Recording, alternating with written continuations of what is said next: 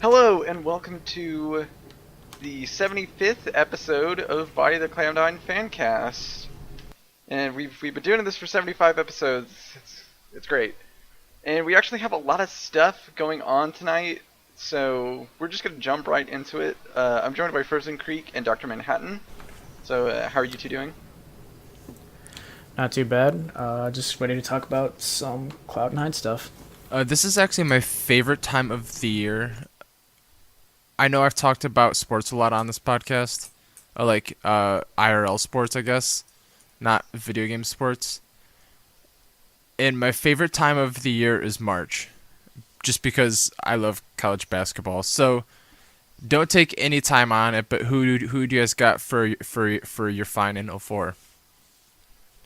If you I guys have no follow. idea. All I know is that Alabama is in it, I believe, so I'll Yeah, go for they Alabama. yeah they have oh shit, I can't remember his name, but he's a fucking monster. Colin Sexton. Yes, He Colin is amazing. Sexton. Yep.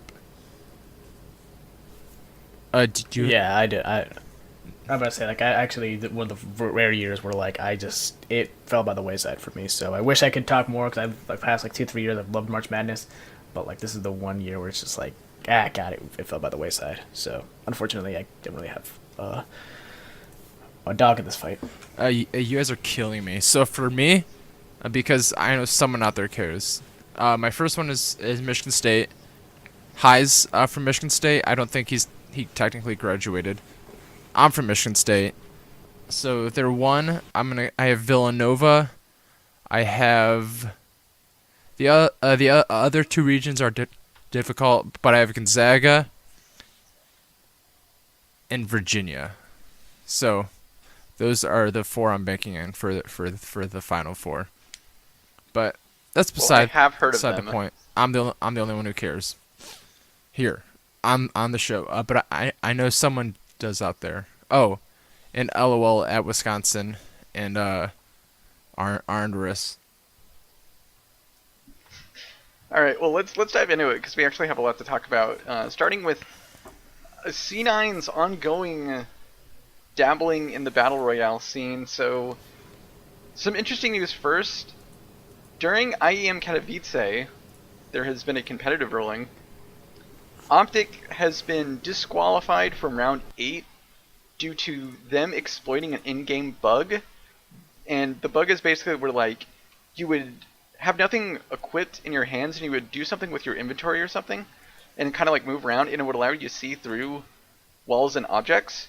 And it was found that they were exploiting this in-game bug. So all of their round 8 points didn't matter.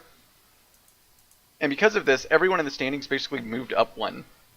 And that means that Cloud9 actually came in second overall at IEM Katowice. So even better than third place. Also, PUBG has been... last night they had a whirlwind of a performance. We're recording this on Wednesday, for those that I guess don't know or care. But on the PUBG NA Showdown series, they got 2 first place finishes. And I think on the final map they maybe got a really close second, and they basically came in first overall. So it looks like all that landing really paid off and gave them a really big confidence boost, which I really like to see. And I think this now transitions over to the heavier part of the discussion instead of just me talking about match results. PUBG KR. So if you've forgotten, which you probably have, we have a Korean PUBG squad as well. And they have been doing almost nothing. They have been competing in this Warfare Masters qualifier event. And it was really weird because it had a bunch of teams, and they would split them up into 4 groups, A, B, C, and D, and then the groups would play each other. They were in Group A, and they got 8th in A versus B, 13th in A versus C, and 14th in A versus D, placing them 27th overall. And that moves them into this wildcard qualifier, and only the top 4 teams from that go on to the actual Warfare Masters event. But what I'm going to be asking you, gentlemen, is the KR scene for PUBG seems to be really inactive. There's not a lot of events, and there doesn't seem to be a lot of opportunities to really play in tournaments and stuff, especially with how the team has kind of been faring in these events. Is having a Korean PUBG team even worth it? That's an interesting question. I'm kind of torn in the middle of this just because I know that it's still like even despite the fact that they did see like numbers dropping in terms of the overall player base here in the Americas, or like in general, just like a lot in the West. I mean, PUBG is still booming in Korea and a lot of China. The only thing is just the exposure for esports, which I know. I mean, they're still kind of working on it to some degree. However, I personally can, and I bet you guys can also agree with as well, as I can only wait so much until it's like, what are we doing? Because I've heard a lot of like big name Korean orgs like the likes of KSV or SKT is actually also trying to get into PUBG, but it's like there's only so much waiting I can do to ask. Well, now what? And while I will give them the benefit of the doubt to some degree, I do want to see like more activity go on in PUBG because it seems like there's a lot of following in Korea and not really enough is going on in terms of the esports side, which is a shame. And I'll probably lean towards no on this one, but that's just me, and I want to hear what you guys think as well. Yeah, I think I'd have to lean towards a no. I'm not exactly sure what the future of the game is, considering that the developers haven't done a great job moving the game forward. And I don't know what they have to do to actually improve the game and make it more of a better esport, but I'm not sure if they're working towards making it a really popular esport or not, or just making money off of it. And to me, from the outside, it feels like they're trying to make money more than they are trying to set up a competitive player base. Yeah, I have to agree with both of you two. It seems that, and I mean, PUBG is still kind of young, I guess, quote unquote. But in terms of like the Korean scene, like we've seen like stuff in NA and in Europe, like they're having like LAN events, they're doing all this stuff with all these big online leagues that Cloud9 is also a part of. Like at least in the West, they're like trying to really establish a competitive community, and it doesn't seem like the Eastern channels aren't really doing that. And I'm sure they're trying, but it seems that they just don't have as much interest in it. And I know that like Korea and China, I think, aren't really that interested in shooters anyway, which is actually also another interesting point. But it seems like the region's just really struggling with it to like pick it up and establish a community that can actually have events and have all these like really good players perform and everything. And it seems to just be really difficult to kind of gauge. And I think push will come to shove eventually, and Cloud9's probably have to make a choice and be like, well, we can enter this other scene if we cut this team, and if the scene seems valuable enough, they'll probably get the axe. So, yeah.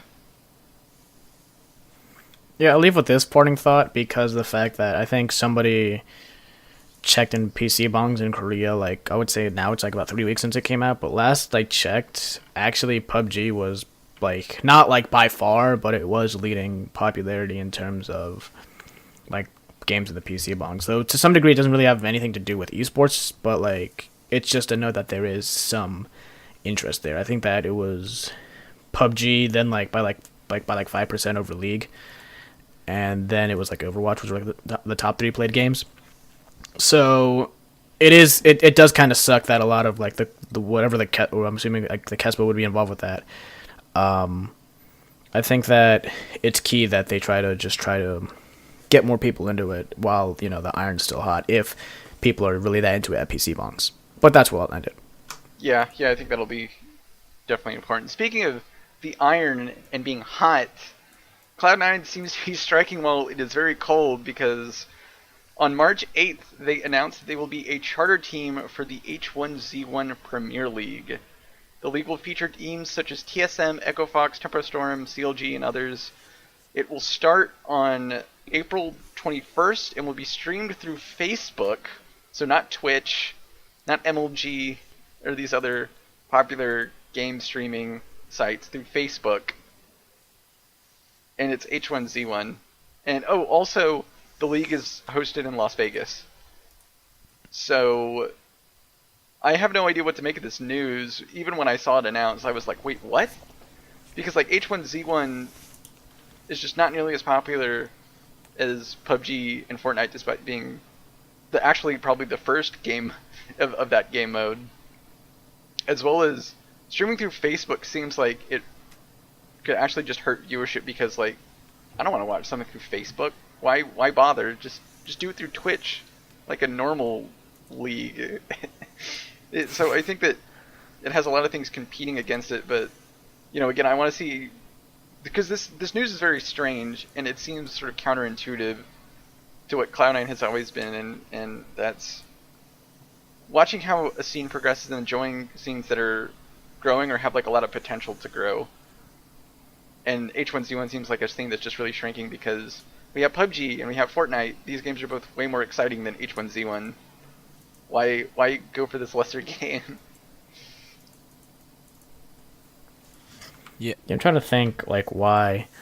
The only answer I really have for Facebook is just because it's not so. It's just because I think it's just a move on Facebook to try to push the envelope for some sort of esports. I mean, in terms of league, I don't think they really have partnership there for League of Legends, and we all know that the Overwatch League is exclusive through Twitch, and that's kind of what makes Overwatch League so big. In terms, like not like it's still struggling to get views, but like that's kind of what brings a lot of viewers to Twitch is the fact that it's exclusivity. But I do agree that it is strange that they're doing stuff with like H1Z1, which I mean I almost, like, no offense, but I almost forgot that was a game, considering everyone's been on like PUBG and Fortnite's been killing it now. So yeah, it is a very strange move, and Facebook still has some things to work on when it comes to the interactivity of a lot of their streams. So I don't know why it is, but my only answer is like exclusivity is what they want, and that's coming from the Facebook side of things rather than the organizations. But yeah, I don't have much to add. I think you guys both touched upon most of it. It is a weird kind of announcement in agreement. Maybe Facebook is offering a certain amount of money for teams that take place, but yeah, it just seems like kind of a washed up game almost that they're trying to bring up out of nowhere instead of like coming up with a new game or with a new and improved game. So I don't know, it's weird. We'll see what happens. It's too early to tell, but I think it's safe to say most likely no one's going to care to watch it on Facebook. Yeah, I think also another question is just like, what are we gonna do about a team? Like, are we just gonna like literally take the PUBG team and then just send them to Vegas to play in this new Premier League, or are we gonna get like a whole new group of guys specifically geared towards H1Z1? Like, so like it's really weird, and it's crazy. But we'll probably report on that as like stuff comes out about it, just off on how bizarre it is. But moving on, we have some CSGO news. Before the team went off to China to participate in the WESG tournament, they had an ESL Pro League match. They lost 0-2 to Liquid, and they keep losing on Mirage, guys. I don't know what happened, because Mirage used to be like one of their best maps. They used to look clean on Mirage. Now they're looking real bad, and I don't know what the issue is.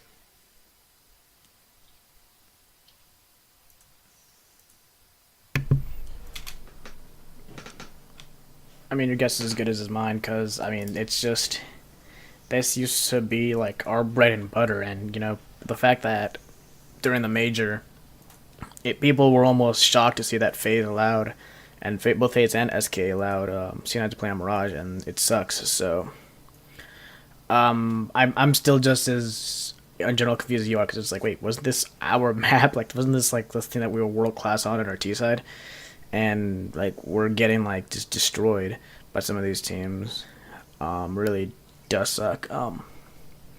I would say I don't know, maybe just practice it a bit more because this is almost an anomaly to be seeing them struggling on such a bread and butter map.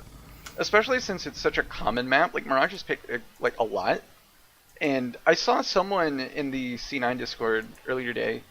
I brought this up, and someone said like maybe just like ban Mirage and try to practice it a lot. And that complicates things. It's like, well, then you have to play on cache, and C9 isn't that great on cache either. So it brings up a lot of difficulties, and it just seems really weird. And in the WESG thing, we played against SC Absolute and the Onliners. SC Absolute is a Japanese team, and the Onliners is Canadian. We stomped them, but then we played against Fnatic again on Mirage, and then we lost 8-16.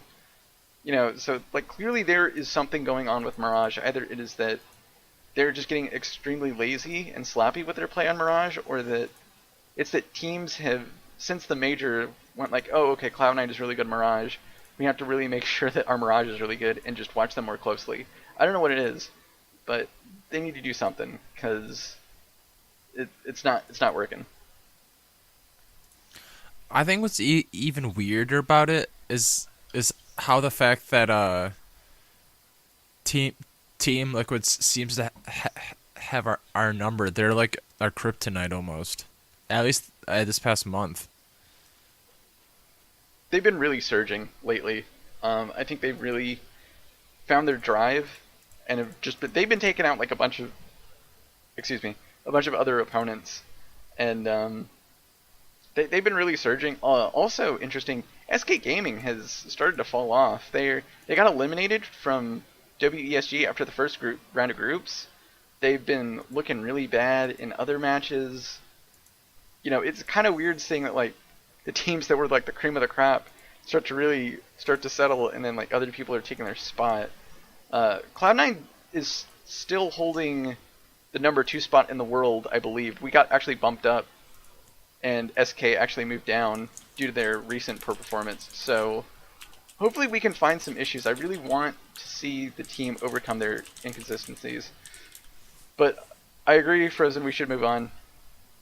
I'm going to try to blaze through these next points a little quickly. Smash 4, Ally participated at the EGLX 2018 tournament.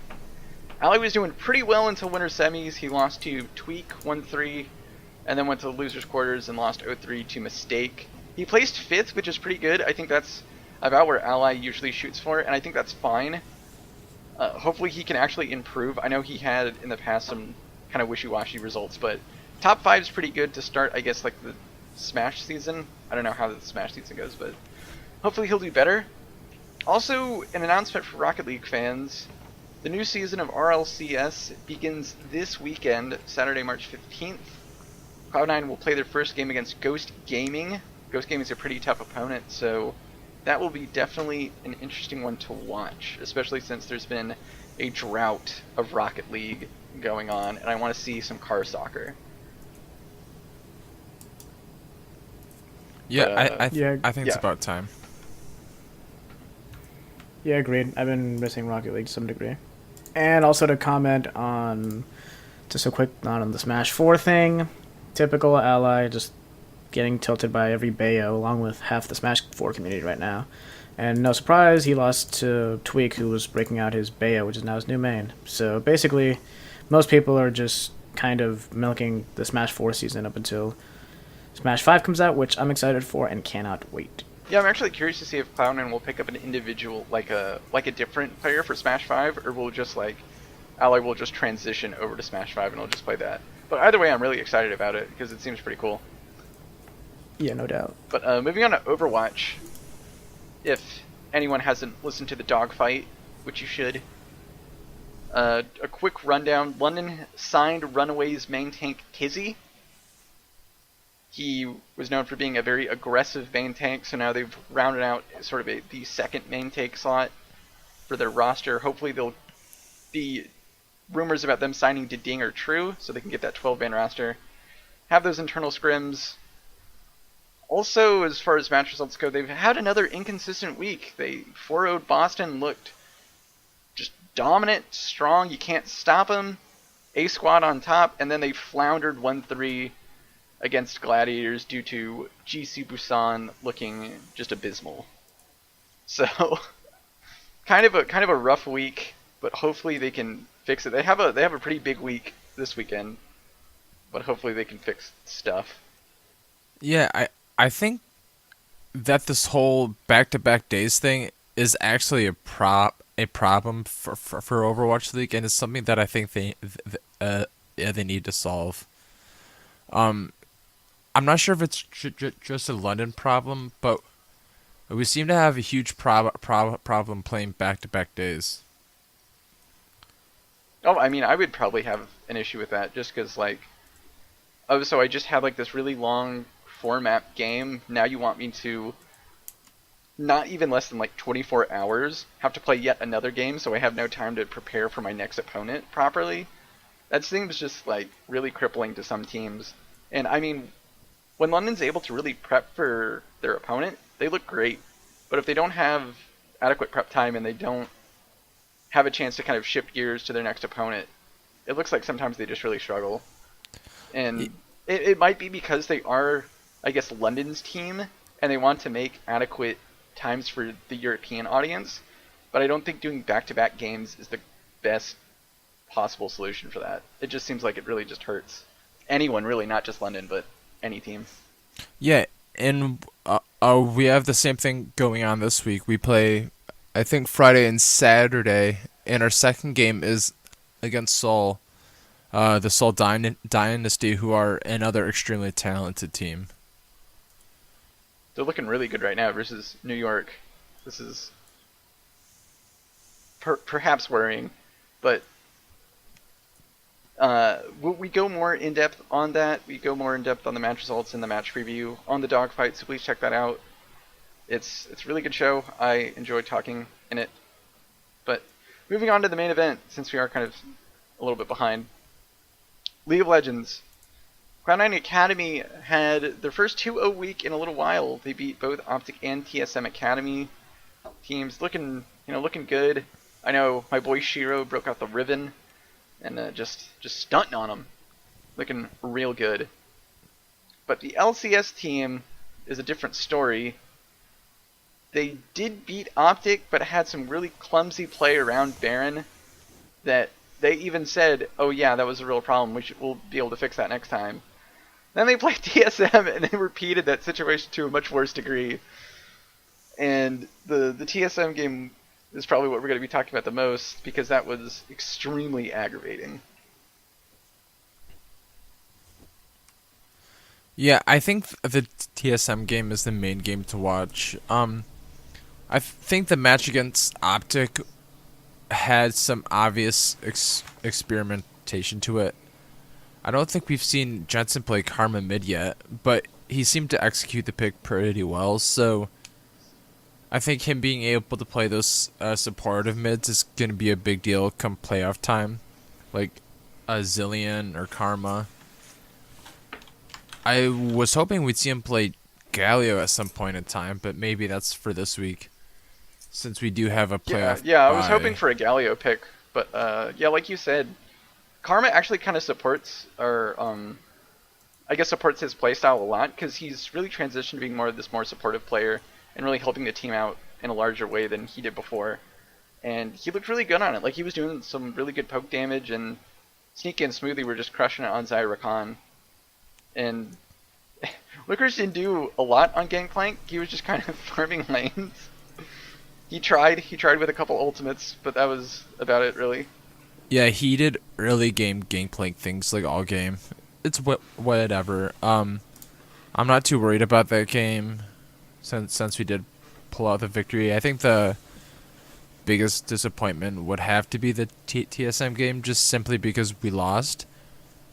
And after the 5-man play in bottom lane, maybe 8 minutes in or something, we just kind of just sat and watched the whole game just pass us by. Oh, what do you think, Dr. Manhattan? Yeah, it got us pretty exciting. It was pretty exciting at first, yeah, with that dive, considering we're trying to shut them down. However, one of the main problems that I really did start to notice is in the later stages of the game where they weren't really in full control for one, and I feel like Sven wasn't really putting as much pressure as he could have in some of the lanes, like to help snowball, like some of these lanes. I mean, I'm trying to pull up the picks right now. Um, for example, I'll say one of the biggest things is the blitz really wasn't doing as much as he could in lane. But to be fair, uh, Mithy was playing very safe with Sven, and it was really hard for him to really do anything in that case. Because I mean, even if you can get the Varus, I mean, past 6, it's like it's such a liability that Thresh can follow up, and with an ult play, it's really hard to try to win that lane. One of the biggest problems was just Licorice's team fighting with the Shen. I think even this is a quote I'm pulling from the former TSM jungler Amazing, where he basically said like the thing about Shen is you can't pick him unless you have a fully functioning team fight comp around him, which go figure we didn't have.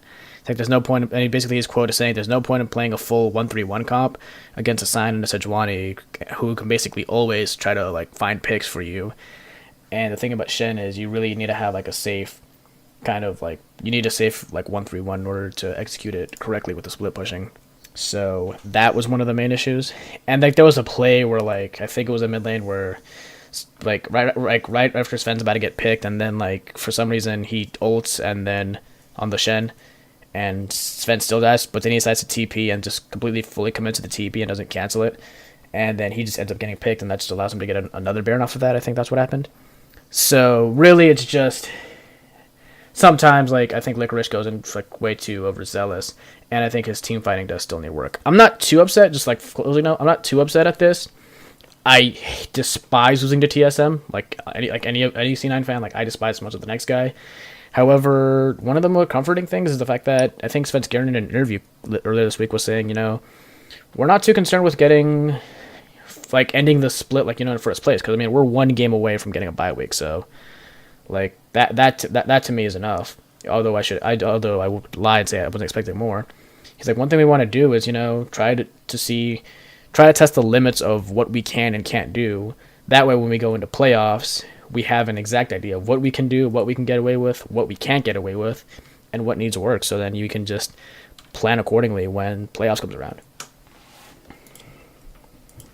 Yeah, that's very true. I don't know how to feel about the experimentation, because on the one hand it does kind of let them test stuff out on stage, but on the other hand it's guys we're losing here, and we could increase our playoff berth even more, and they're just kind of doing stuff. But I think for me I was just really upset because like it was a compounding of things. It was like, okay, we didn't really play towards our comp like at all.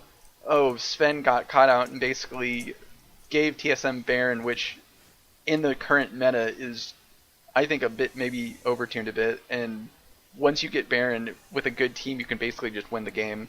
And we also just lost to TSM, who is like Cloud9's bitter rival. So it was just things stacking up to a point where it's just like, what are you guys doing?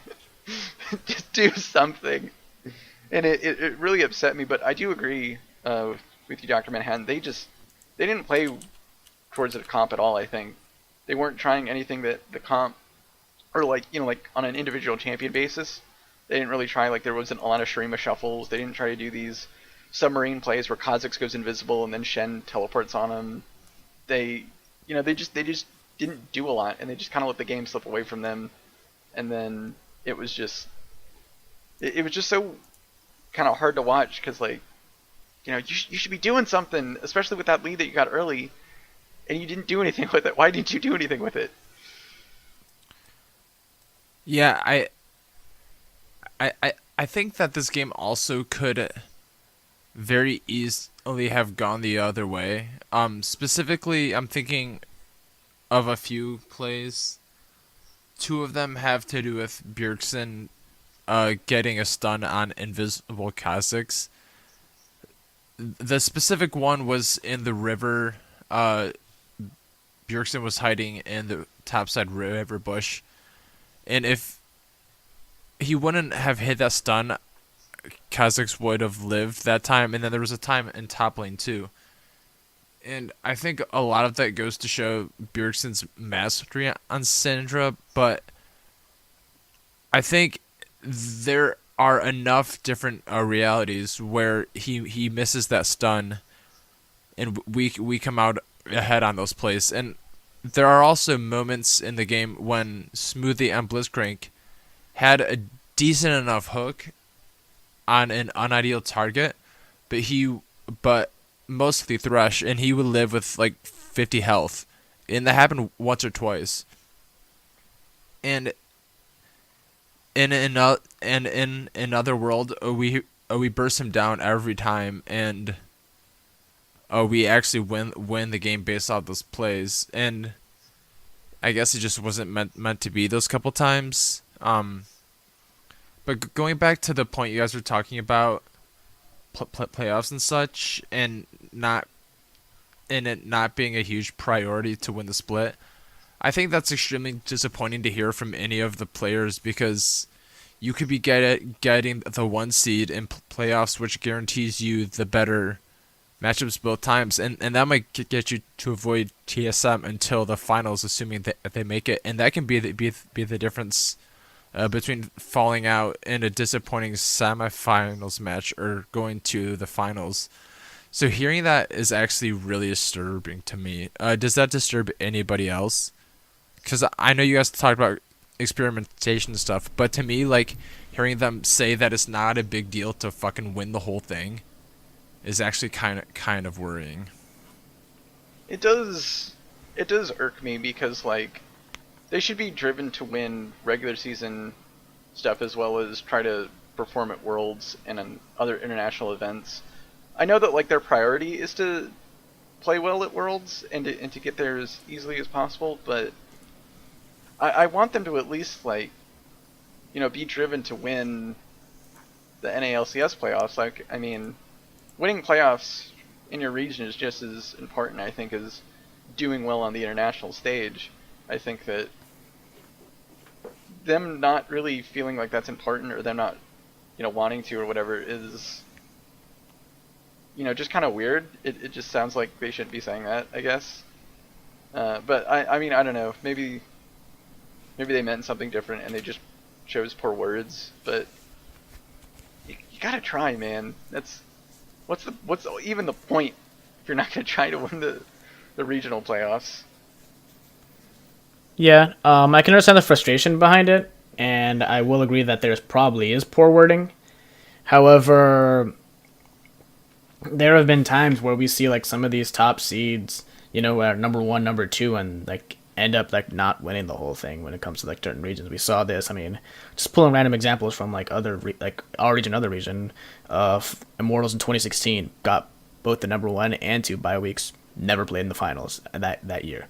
You had Fnatic, who was the number 1 seed going into playoffs in summer 2017. This past split, didn't even play in the final. H2K, as somebody who followed H2K religiously H2 in the choke? ULCS, yeah, made several bye weeks, never played the finals once after several bye weeks. So, I mean,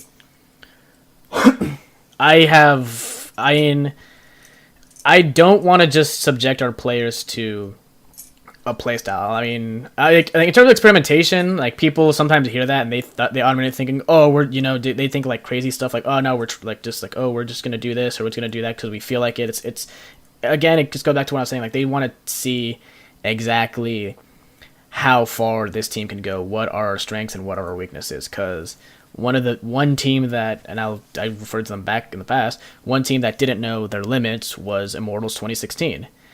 And as a result, they completely just got destroyed in the playoffs. And I think that it goes back to that old Sun Tzu / Lee Sin quote. I mean, you know yourself and you know the enemy.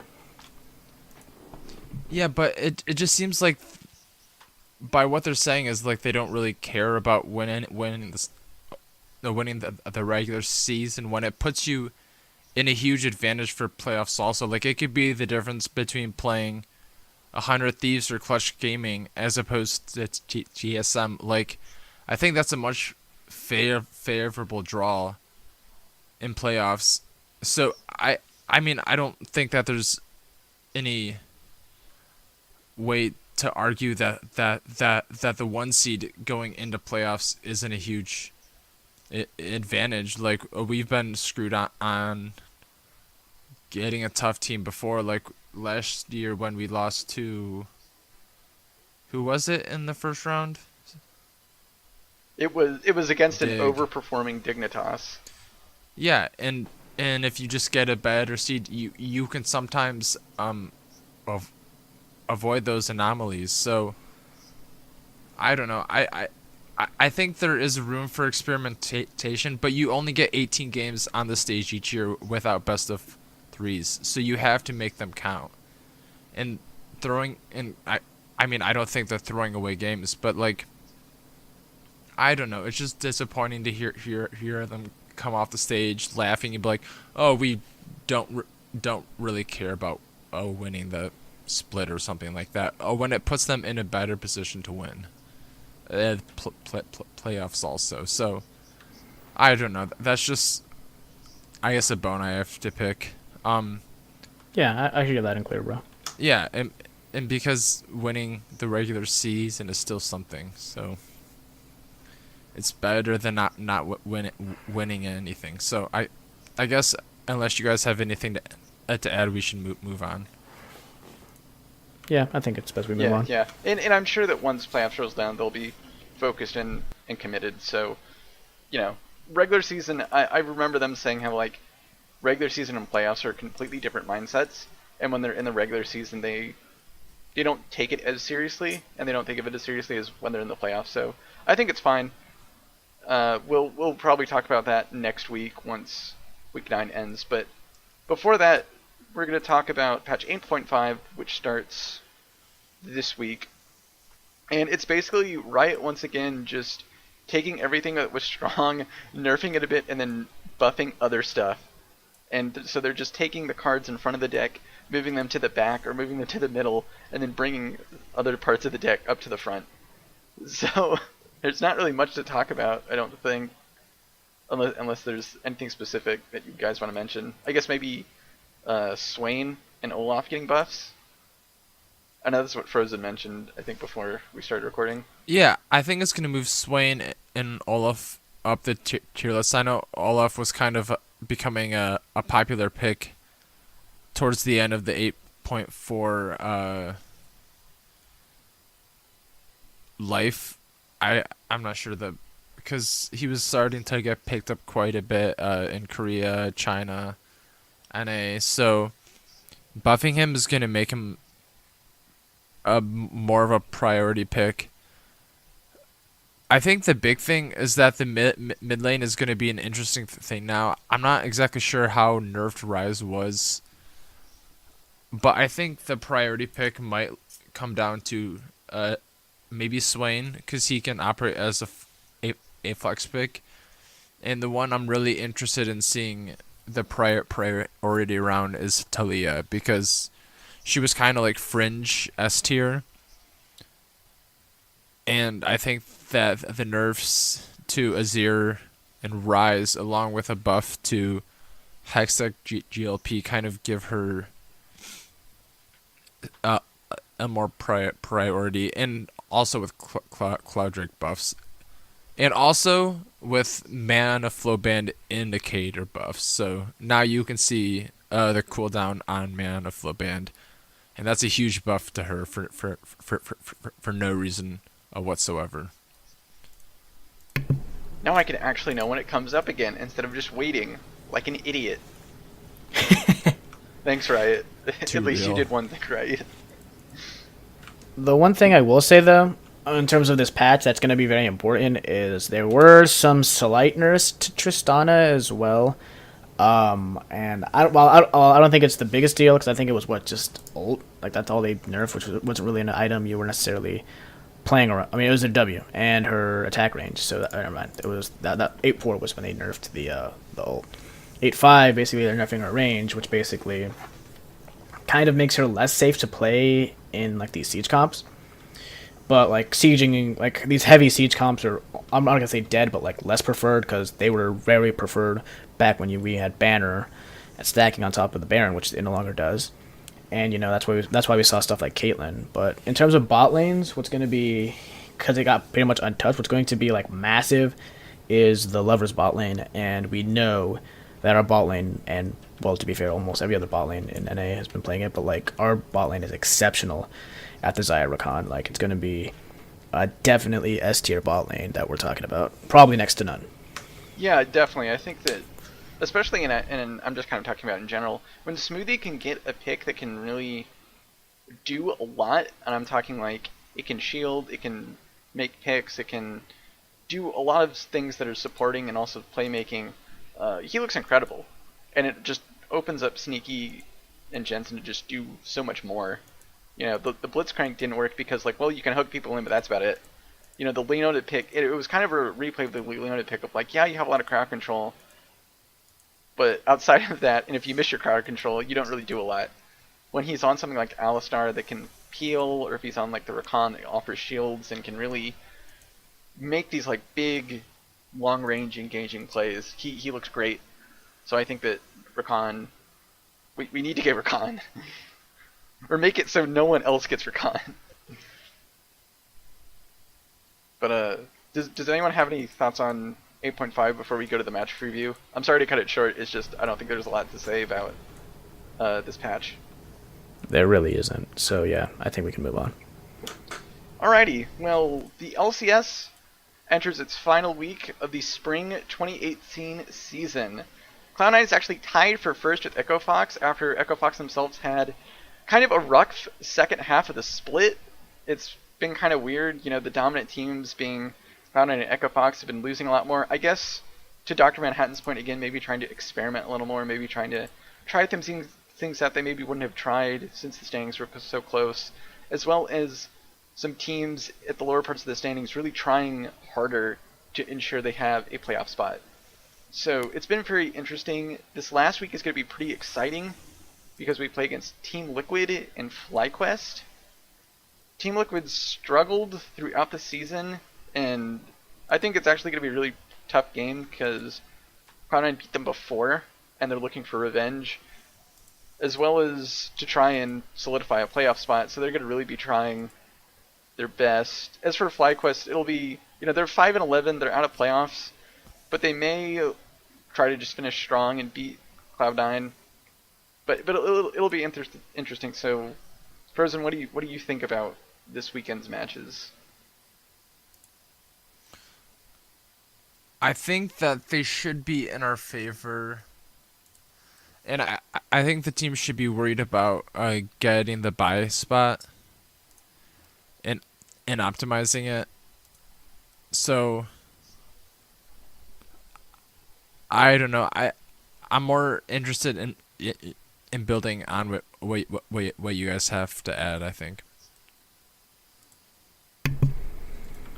In terms of the buy, I'm looking at the design right now.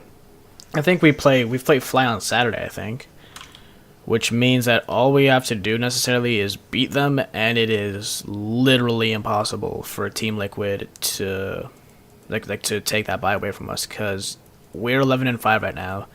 TL is 9-7, so we would have to completely lose out, and they would have to win both their games in order for them to even force a tie.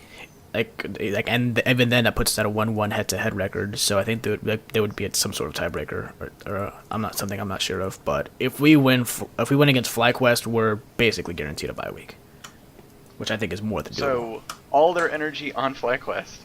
I think what I really want to see from this game is just, forget experimentation, forget trying out new things.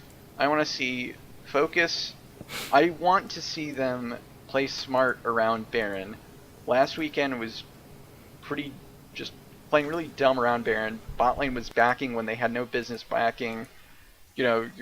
Sven is in the enemy jungle when no one is around to help him, and he gets caught and is just giving a free Baron for no good reason. I want to see them play play smart around Baron, play smart with your vision. I want to see just some really good focused Cloud9 play, and I want to see them lock in this bye. I know that sounds a bit aggressive, but I really want them. And I think they need to just finish strong to show that they're still a top dog in the NALCS, and all their 1-1 weeks lately have just been experimentations and them making some mistakes that they have learned from by now. So that's what I really want to see coming into this weekend. What about you, friends?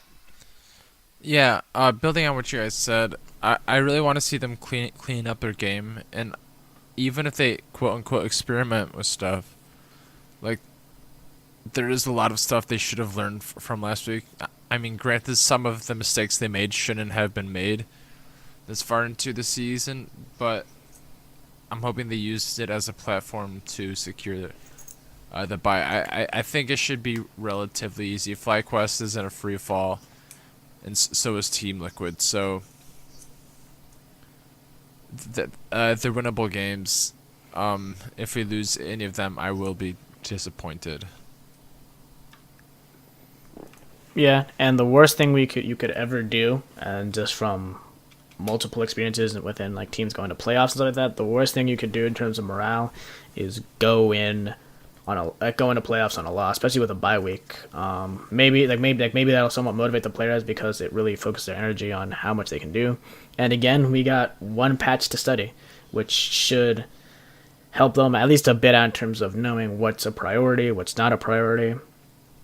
And even better, that again, all you have to do is beat the 8th place team, which I have no doubt they can make easy work of them. All we have to do is beat them, and we basically get a bye week. And who knows? Maybe with a little bit of luck, just praying that maybe if Echo Fox can at least drop a game and we can win out, hopefully, we can get that first place seed. So the first place seed isn't completely gone. So just kind of keep that in the back of your mind when you're watching this week. Pay attention to Echo Fox, is what I'm saying as well. Yeah, for sure. I think all good points made here. We will talk about playoffs a bit more in depth next week, but for right now, we do have a couple of questions, really generic stuff like who's going to be what seeds, as well as who do we not want to face, and for some added fun, we can also talk about the MVP race and who do you think is the most likely candidate, or maybe like a top 3 if you are unsure. So, Dr. Manhattan, let's start with you. In terms of who's going to be what seeds, will probably be chances are we'll be number 2. I'm not sure who Echo Fox plays, so I can't really say. But just to be safe, I think we'll be the number 2 seed, while Echo Fox will take number 1.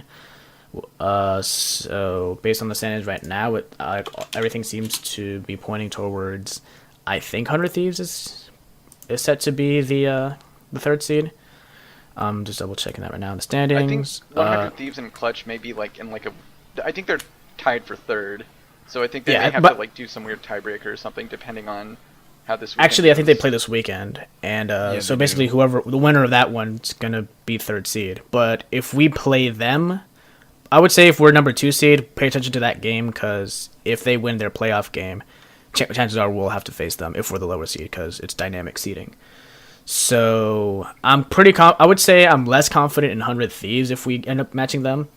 Granted, I'm still confident nevertheless. Also, it would kind of hurt to eliminate or Papa Medias from playoffs. Just I think that's something that would in the back of our minds would hurt a lot of C9 fans, even though ultimately we do want to win. With Clutch Gaming, I think we could definitely make work of them. We 2 of them in the regular season with little to no effort.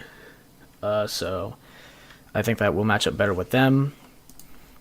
Who do we not want to face? I think the only team that we don't want to face right now is pretty much TSM. I think TL have somewhat problems, and I think that even Doublelift in his AMA with Steve on Reddit confirmed that they're still having some sort of issues trying to mesh with Olay. TSM, it's maybe the playoff buff runs dry this year. Who knows? We don't know that whether it's, or maybe the playoff buff is real for them. But I would say, just to be safe, I would not want to play them. They're definitely on the upswing right now.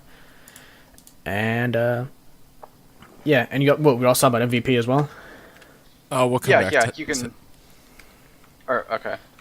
Or, Yeah, we'll let's- come back to that. But yeah, that's what I said. So basically, what I have right now in terms of 1 to 6 is like Echo Fox, us. Probably I'll give it to 100 Thieves, Clutch, TL, and then TSM. Yeah. For me, I think there is a very real world where Echo Fox loses this weekend. Also, they play 100 Thieves their second game, and 100 Thieves could be potentially fighting for a bye if Echo Fox slips up in their first game. So that's going to be an interesting matchup. Going into playoffs, I think the goal should be to face Team Liquid if possible, and then after that, Clutch Gaming, because I think those are the teams that we match up best with. I feel like Clutch Gaming is kind of a Cloud9 light in a way, so I think that we can beat them, and I'm most worried about facing Echo Fox and TSM. Yeah, I pretty much agree with all that. I think we'll probably get second seed. I think Echo Fox may just hold on to that first seed.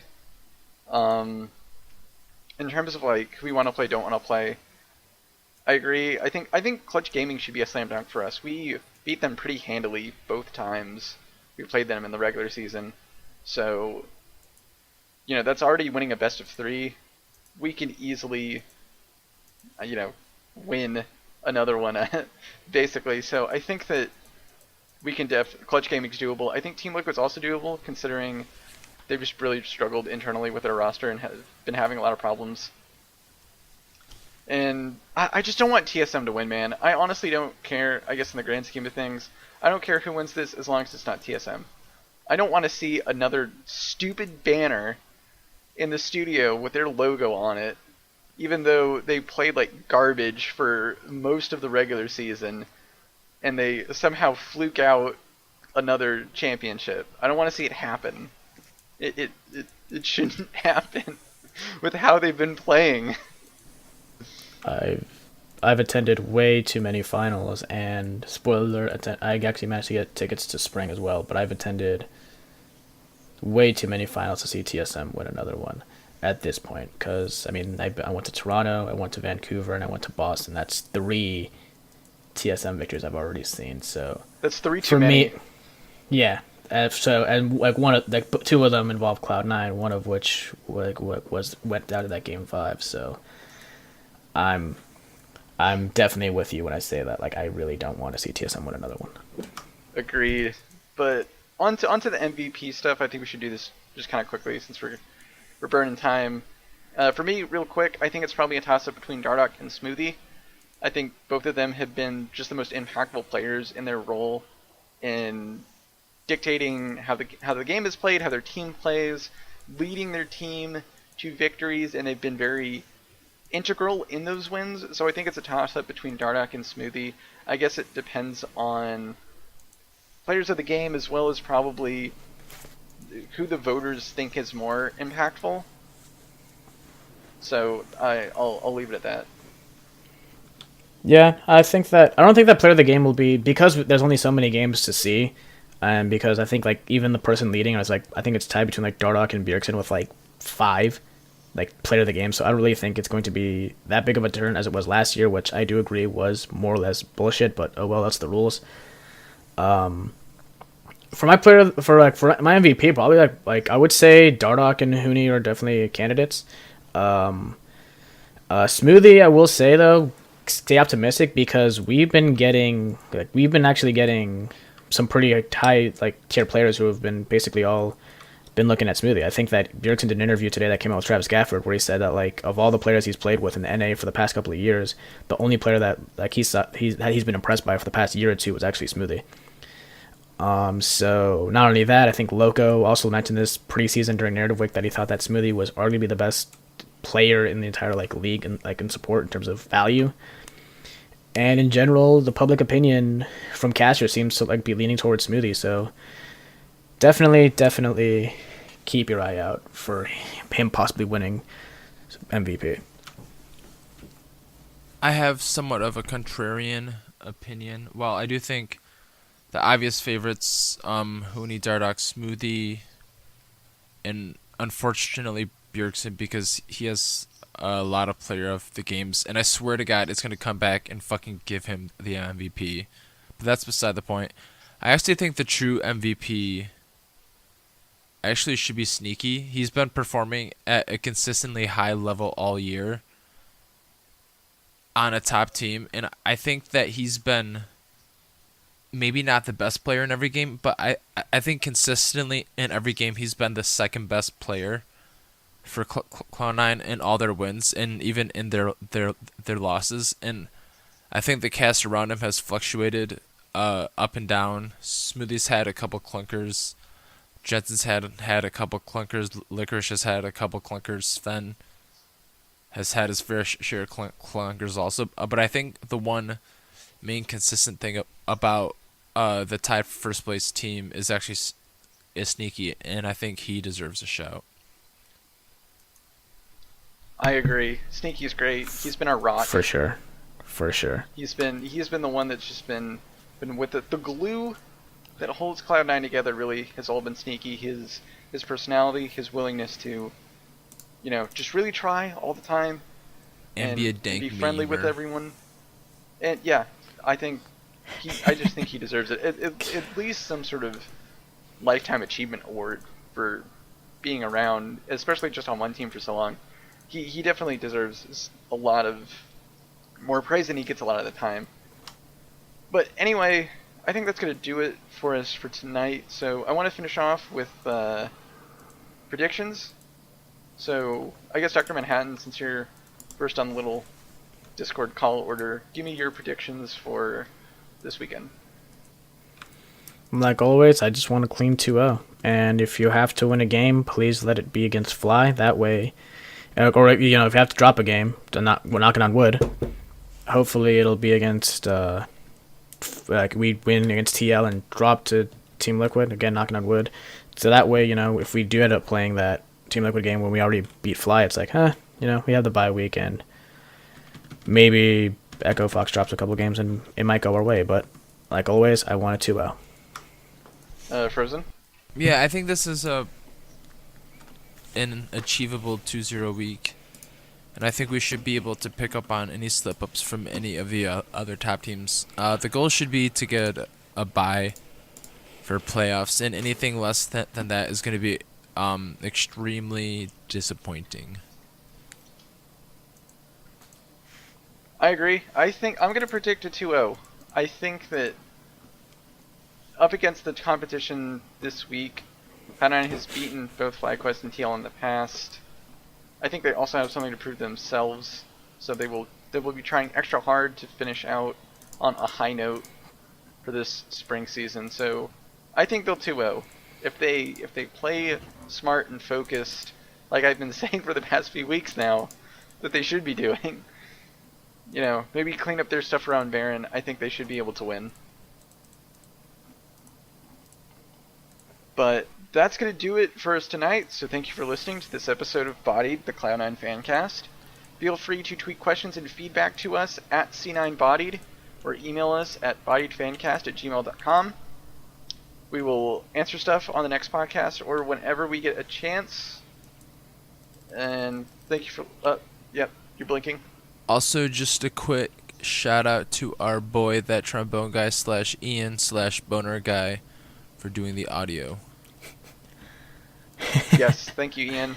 You are always so helpful in your audio engineering, and we thank you. And we thank you for listening, and we will see you again next time. See you later, guys. Bye, everyone.